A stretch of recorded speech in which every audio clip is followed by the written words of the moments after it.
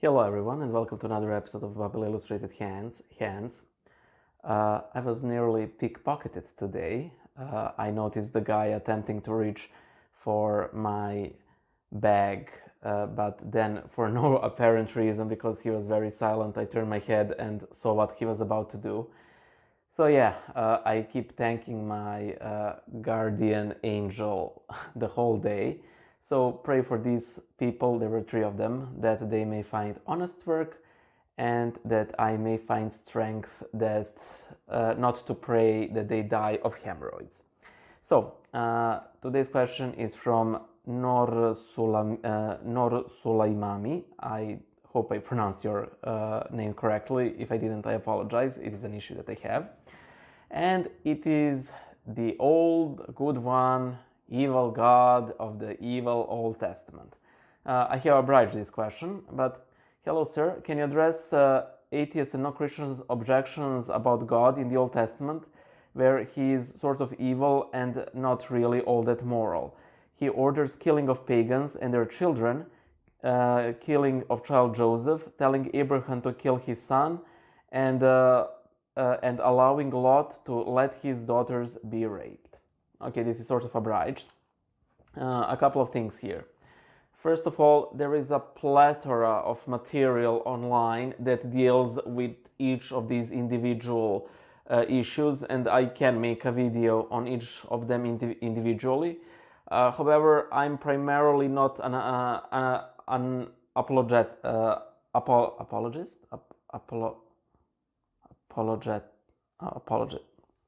The person who responds to arguments, but I can give some general comments on these things, and I hope that they're useful for you.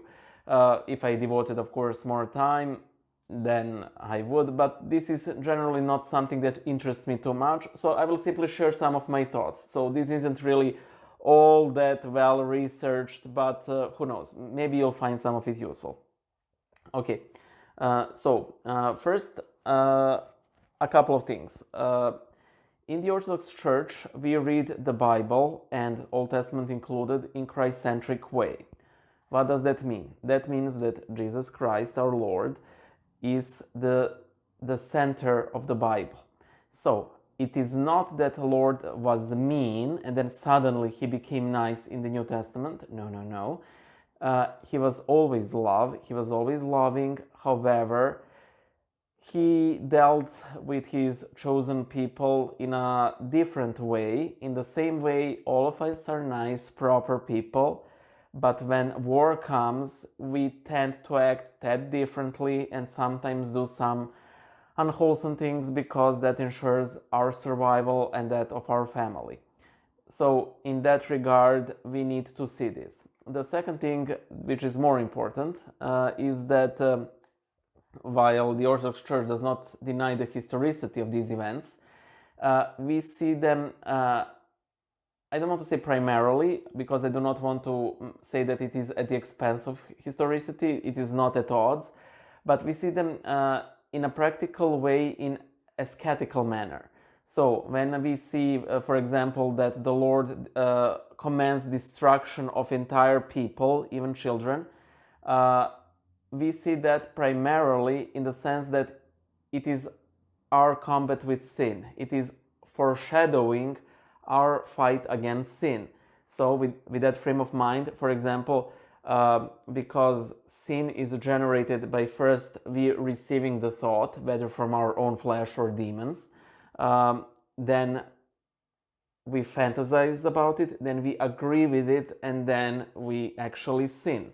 And with enough repetition that sin becomes a bad habit, or to use proper term, a passion.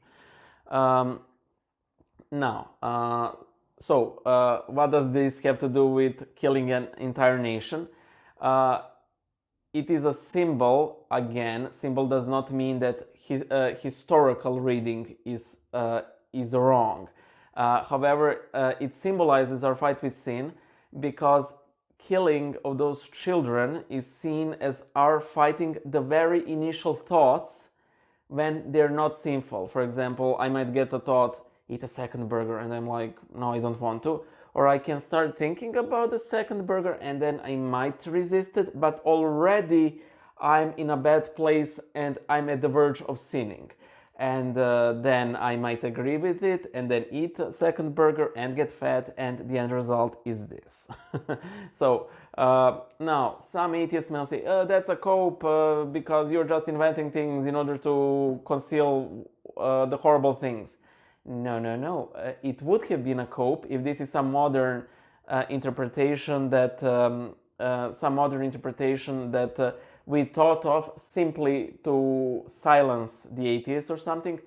These are very ancient. These are older than Islam. These are older than Hagia Sophia. These interpretations are like a millennia and half old, and even older. Way before anyone had any issue with a certain nation exterminating other nation, you know. So, however, why does the Lord command killing of certain destruction of certain nations, even though none of them were clearly totally exterminated, because members of those nations keep popping up in later books, and not at all always in problematic or villainous manner, Moabites and so on. We have so many reasons. One is that what are you going to do with the little children? Are you going to adopt them? And we know why the adults had to be dealt away with, because they were pagans, yes, but they weren't just any pagans. These were pagans that sacrificed their children, and the Lord emphasizes a number of times that is precisely the reason he was commanding the destruction of those other people. So in a way, the Lord is not doing to those children anything that those deities would not have done. However, by exterminating those people, those horrible practices are put to an end, and they don't have the chance to propagate further, which would in the end result in a much higher death toll of children in the end. There is a couple of verses in, I think, Samuel or Kings. I could not locate it for the life of me, because the search terms I have put in Google always net up these apologetics articles, and that is not what I was looking for. In one of those books, the Lord commands extermination of some people, and the Jews do not do as the Lord commands them. And later on, the people who have fled cause horrible issues for the Jews. So the Lord has foreseen, even though that word is not really proper for the Lord, because you foresee something that is happening in the future, but the Lord is present in the future as well. The Lord simply knows what failing to exterminate will cause in the long run. Again, these are all unsavory things, but in the end, the Lord giveth life and he taketh away. So if Lord commands for somebody to die, that person is simply done for, because ultimately the Lord gave that life. That is why Christ seeks figs from a fig tree, because even though it's not the season of figs, because if Lord wants soup from that rock, he will get soup from that rock. And if that rock does not comply, all that verse for that rock. And of course, the Lord will provide for that rock to produce soup, if the rock, plays along. Okay, so that is for extermination of pagans. Again, these are unsavory, and there is also one important thing. The Lord never gives a blanket permission for murder or genocide. He gives a very specific nation to be destroyed. He does not say destroy all pagan nations. That would be exceedingly problematic, or destroy all non-Jews and so on. He's very specific. It is a closed list. You cannot and must not decide that certain nations must be destroyed because this or that. Okay, that's one thing. The second thing is killing of child Joseph. To be quite honest, I don't know what you refer by that.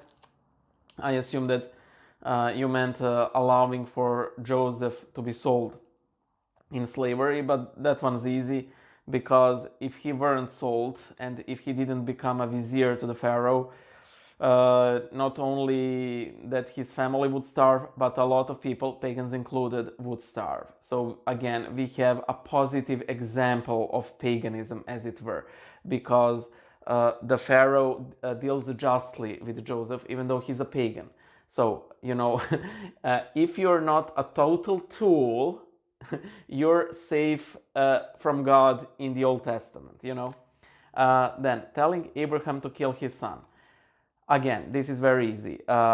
It is a practice that basically ended worldwide human sacrifice. I have made a video on this on my main channel calling "Was Abraham Insane?" and also about Lot practically allowing for his daughters to be raped. I also made that video. I will put both of these videos in the description. I'm sorry that this is sort of brief, but my battery is about to run out and I'm so tired. But I hope that this was of some help for you. Again, these are all itty-gritty stuff. It is difficult to accept them, especially because we watched them from a different vantage point.